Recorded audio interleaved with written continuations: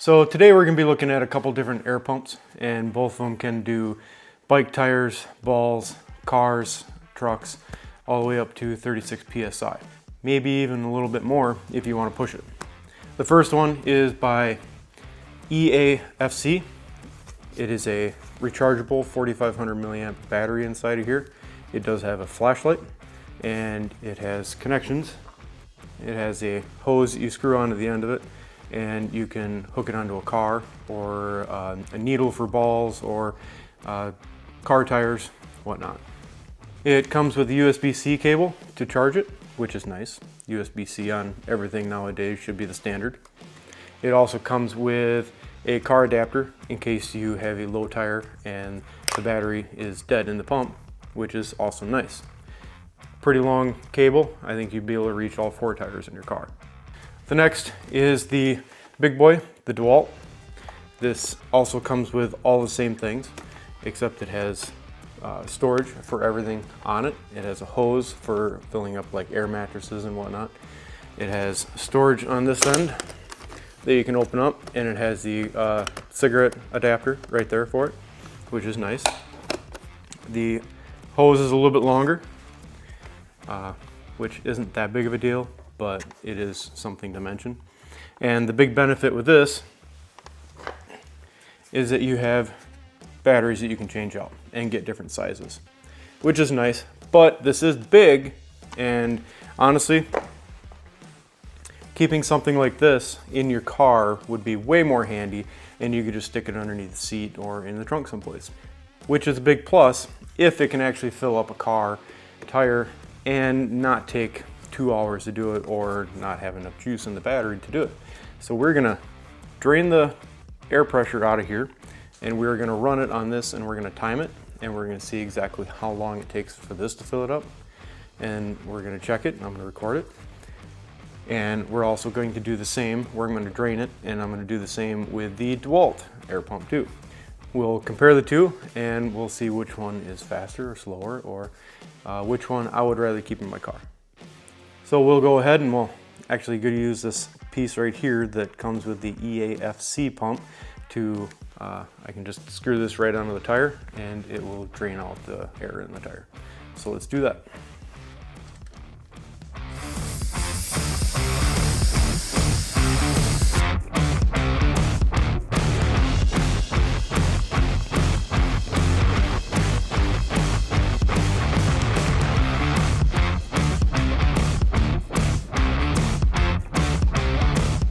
There we go. I actually went until all the air was fully drained out of it, and we'll do this for the DeWalt as well.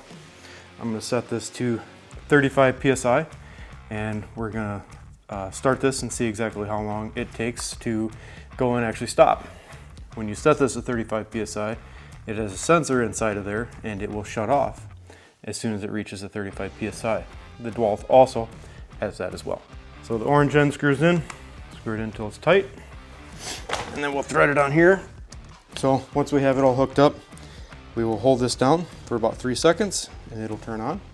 Little circle button on your left hand side will cycle through car to actually air pump and ball, bicycle, motorcycle, and back to car. So we leave this on car, and we'll set it at 35, and we'll hit start on both of these, and we'll see how long it takes.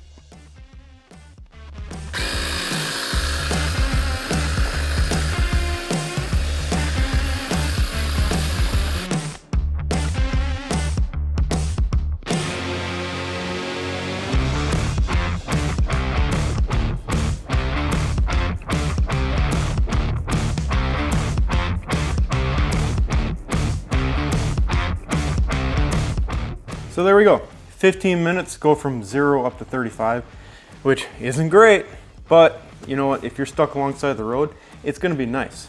And that does pack away pretty tightly into a small pouch that you can throw underneath your seat of your truck or in your trunk, and you won't even really know it's there. So now let's drain this again, and we'll try it with the DeWalt. So now that we have this drain, we're gonna do the same thing with the DeWalt, which the cord just unravels like that. It does always stay connected, you cannot disconnect it. So just like the other one, it screws on. That way you don't have to hold it. Get it on nice and tight. We are going to be using a 5 amp hour battery, which I find fits very nice in there. That way it doesn't interfere with the legs on the bottom. The legs are rubber, so it doesn't slide around as much, but it still does because it vibrates quite a bit. So just like the other one, you turn it on. This has quite a bit more of a display to it, which is nice. We're gonna spin this around till we get to the same 35 PSI that we had when we did with the EAFC pump. Set it at 35 right there. We'll set this off to the side here. Maybe we'll kind of prop it up a little bit somehow so you guys can see the PSI and everything. So the EAFC took 15 minutes, as you can see. I can't get it to focus, but 15 minutes. So we're gonna reset that.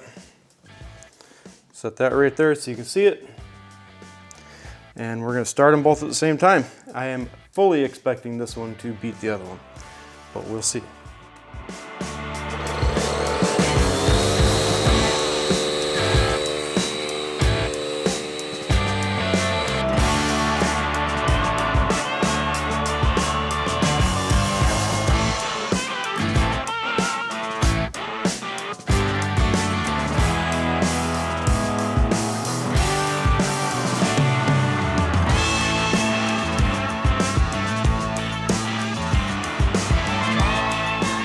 There, honestly, that EAFC pump actually did pretty good.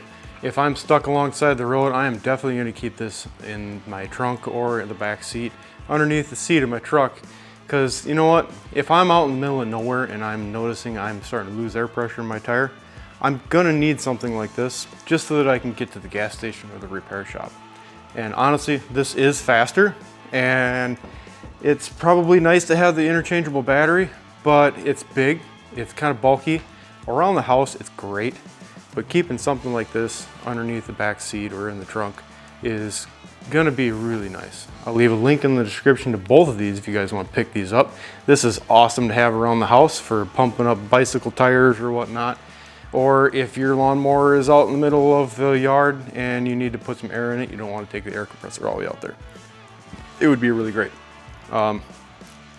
This did get a little bit warm, and honestly the battery is, it says it's still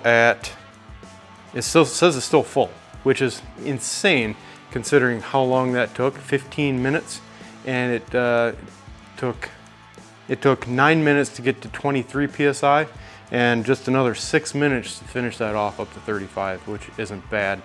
The DeWalt did do it in about a third of the time.